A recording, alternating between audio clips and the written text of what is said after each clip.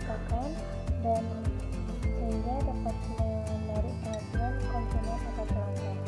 Advertising sendiri juga tidak lepas dari yang namanya ide, karena dalam pembuatan advertising sendiri membutuhkan yang namanya ide yang kreatif, dan advertising juga menyediakan jasa untuk membuat konsep percetakan maupun penempatan iklan.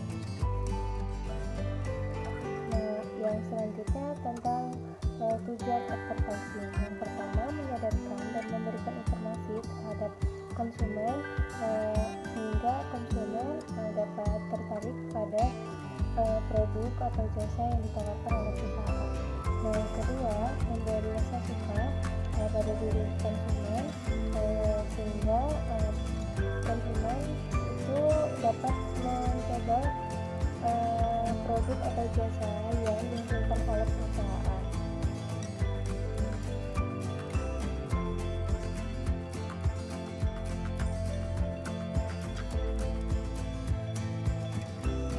Nah, selanjutnya tentang jenis-jenis advertising. Advertising sendiri ada 8. Yang pertama, iklan atau cetak. Nah, iklan atau cetak ini adalah bentuk kampanye yang biasanya dilakukan pada media kertas, kain, plastik, dan lainnya.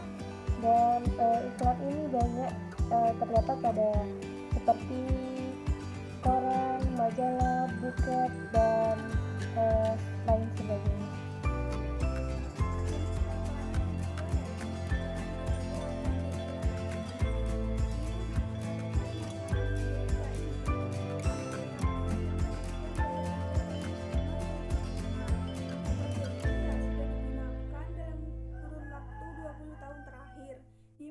Pebisnis biasanya menyelenggarakan event atau acara tertentu untuk menarik orang-orang untuk agar menghadiri acara yang diselenggarakan.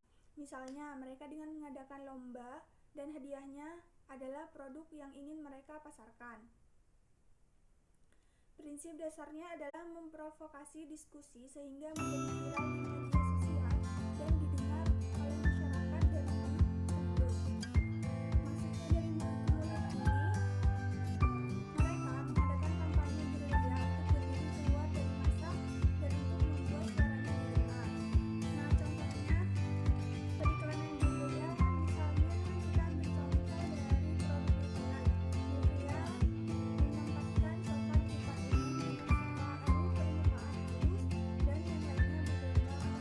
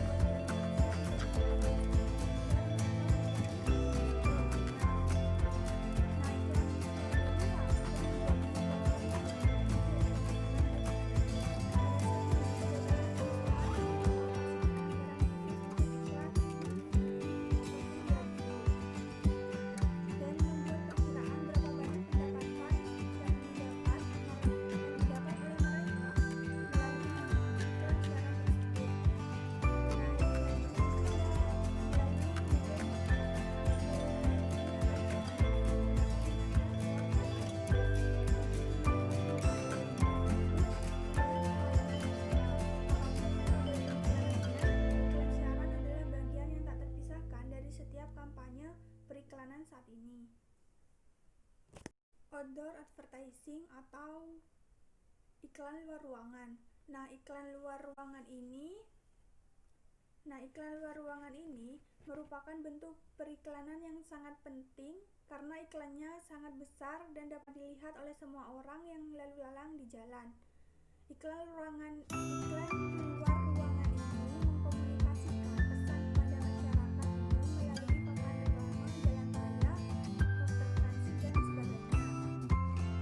Bagian terpenting dari periklanan adalah bahwa pesan yang akan disampaikan harus jelas dan langsung pada intinya. Outdoor advertising ini merupakan metode periklanan yang sangat menghemat biaya. Yang perlu dilakukan hanyalah merancang iklan dan kemudian mencetaknya. Jika iklan luar ruangan ini ditempatkan secara strategis, ini dapat menjamin eksposur yang substansial dengan biaya yang sangat sedikit, tetapi perusahaan itu akan mendapatkan keuntungan yang lumayan besar. Misalnya seperti mereka meletakkan baliho di tempat umum di mana tempat orang berjalan. Ini akan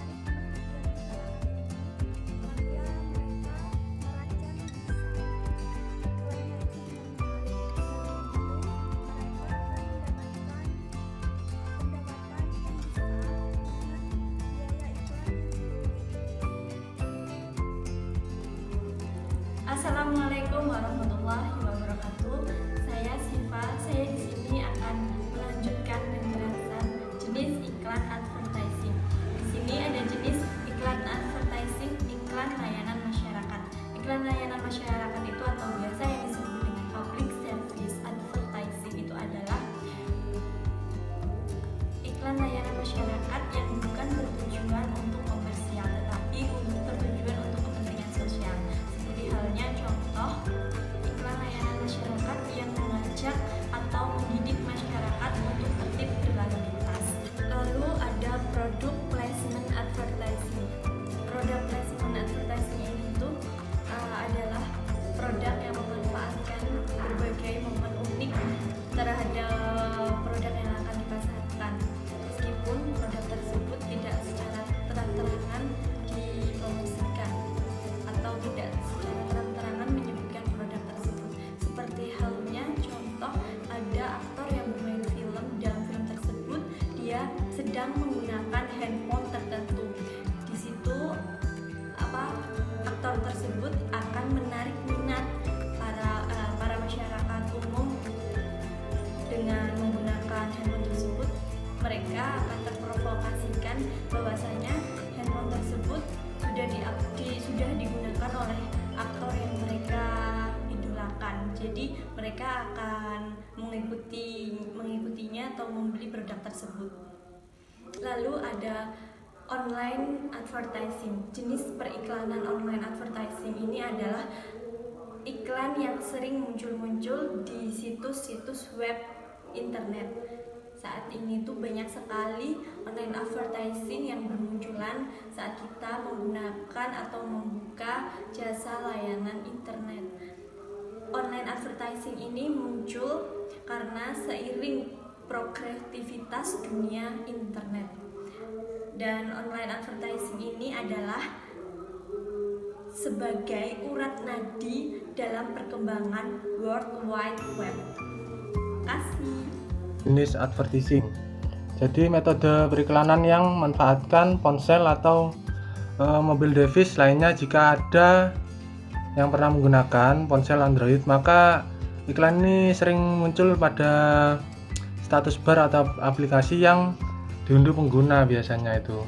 Untuk prinsip advertisingnya itu ada 3. Yang pertama itu beriklan adalah kegiatan komunikasi yang strategis, progresif, serta terukur.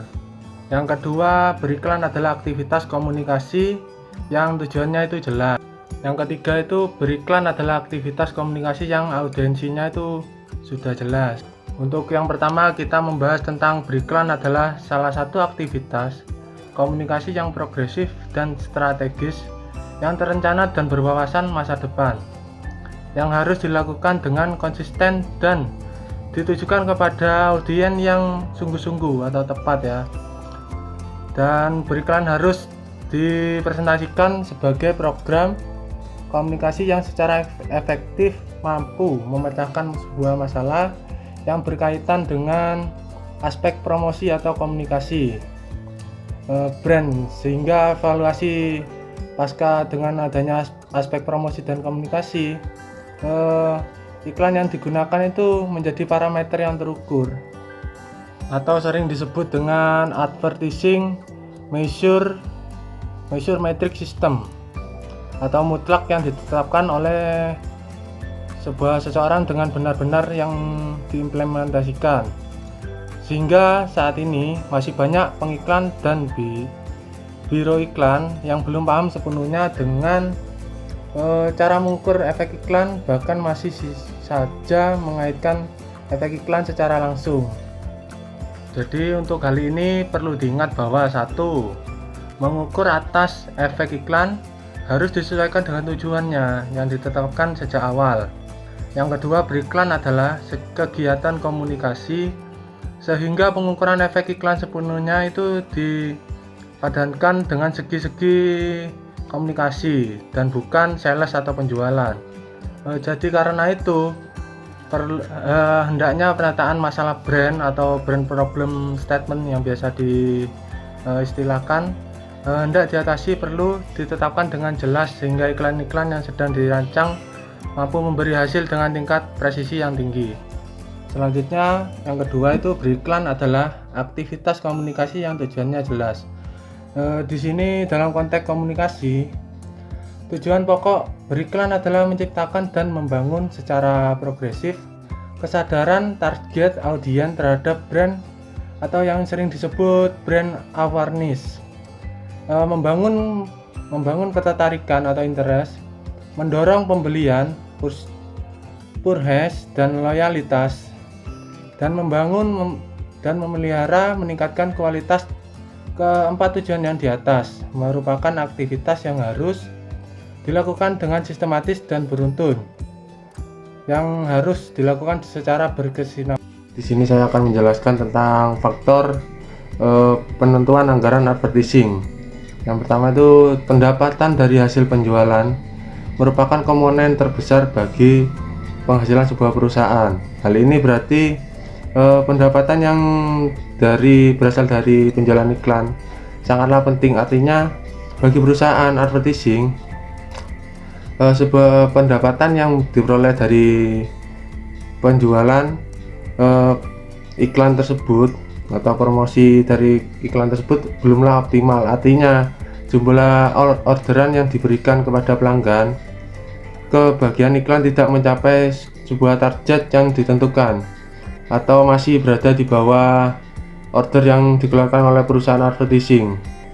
Padahal maksud dibentuknya bagian iklan tersendiri di sini di sebuah perusahaan advertising adalah untuk mendorong atau menampung orderan yang dikeluarkan oleh perusahaan advertising tersebut, sehingga perusahaan advertising akan mendapatkan hasil yang optimal dari sebuah penjualan iklan yang berasal dari order yang dikeluarkan oleh perusahaan advertising tersebut.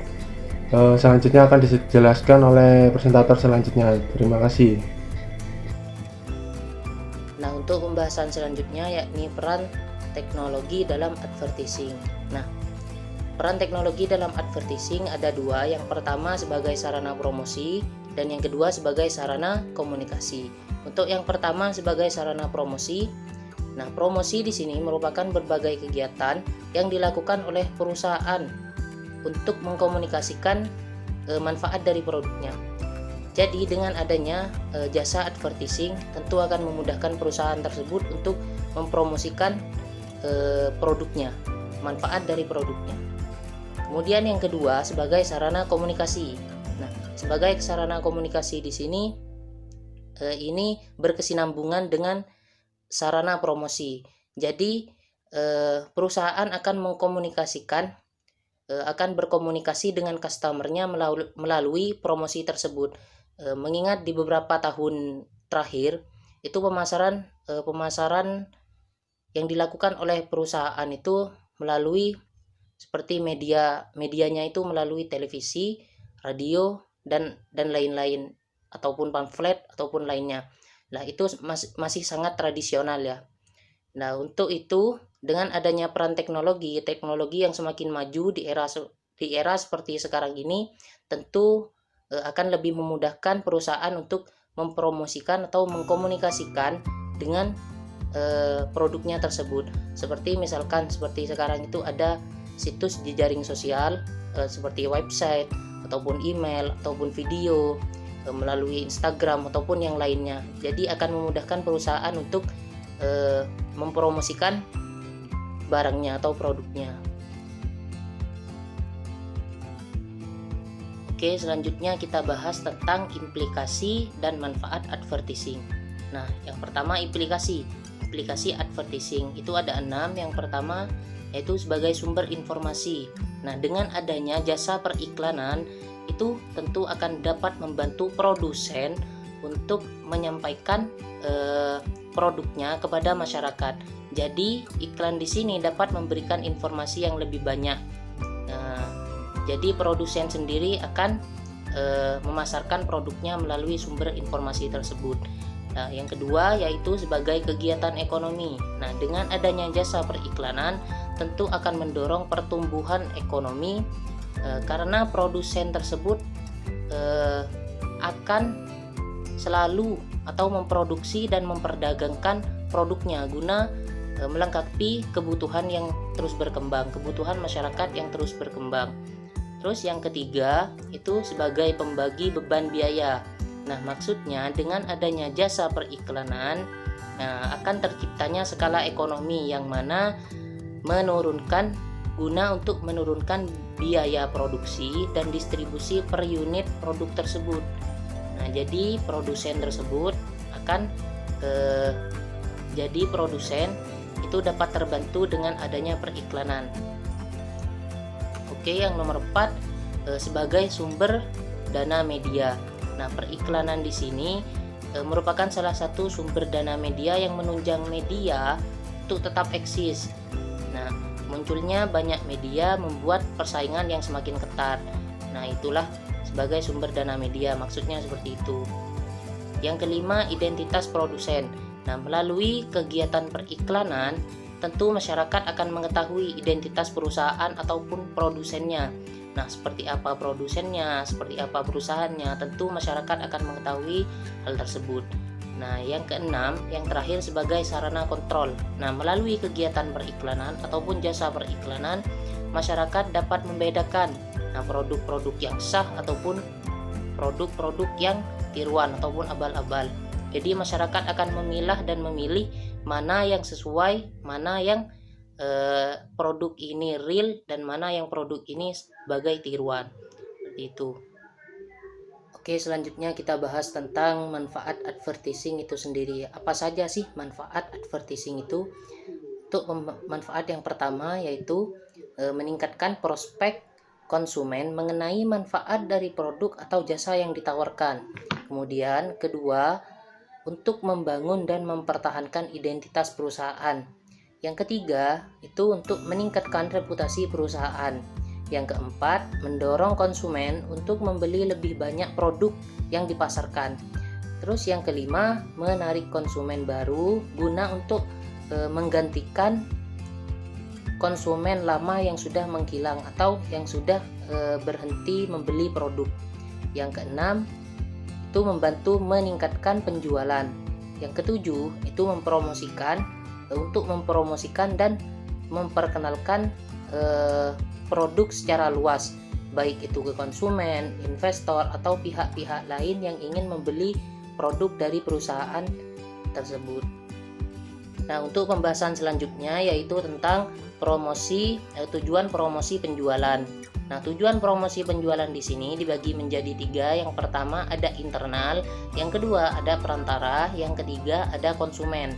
Nah, untuk yang pertama tujuan promosi penjualan internal, salah satu tujuannya yaitu untuk mendorong karyawan agar lebih tertarik pada produk dan promosi yang dilakukan oleh perusahaan tersebut. Nah, untuk selain itu, tujuan internalnya sendiri yaitu untuk meningkatkan meningkatkan atau mempertahankan moral karyawan. Selain itu juga untuk melatih karyawan tentang bagaimana caranya melayani customer ataupun konsumen dengan baik dan benar. Selain itu juga memperkuat kerjasama serta semangat bagi usaha promosinya, bagi usaha promosi yang dilakukan oleh perusahaan tersebut. Nah, yang kedua kita bahas tentang tujuan promosi penjualan perantara. Nah, melalui usaha-usaha promosinya ini melalui perantara, bisa melalui pedagang besar, pengecer, lembaga perkreditan, ataupun lembaga jasa. Nah, gunanya apa? Gunanya untuk memperlancar atau mengatasi perubahan-perubahan musiman pada pesanan. Nah, selain itu juga untuk memperoleh tempat serta ruang gerak yang lebih baik agar perusahaan tersebut mudah ataupun memperlancar promosi produknya, produk perusahaan tersebut. Dan yang ketiga, di sini ada tujuan promosi penjualan konsumen. Nah, tujuan promosi penjualan konsumen di sini itu dilakukan dengan tujuan untuk mendapatkan orang yang bersedia untuk mencoba produk baru yang diproduksi oleh perusahaan. Nah, gunanya apa? Untuk meningkatkan volume perpenjualan. Jadi di sini juga selain itu juga tujuannya itu untuk bersaing dengan pesaing yang melakukan promosi terhadap produknya. Seperti itu. Baik, terima kasih teman-teman atas pemaparan materi yang telah disampaikan. Itu saja presentasi dari kelompok kami mengenai advertising atau periklanan. Apabila ada salah kata atau kekurangan, kami mohon maaf. Wassalamualaikum warahmatullahi wabarakatuh.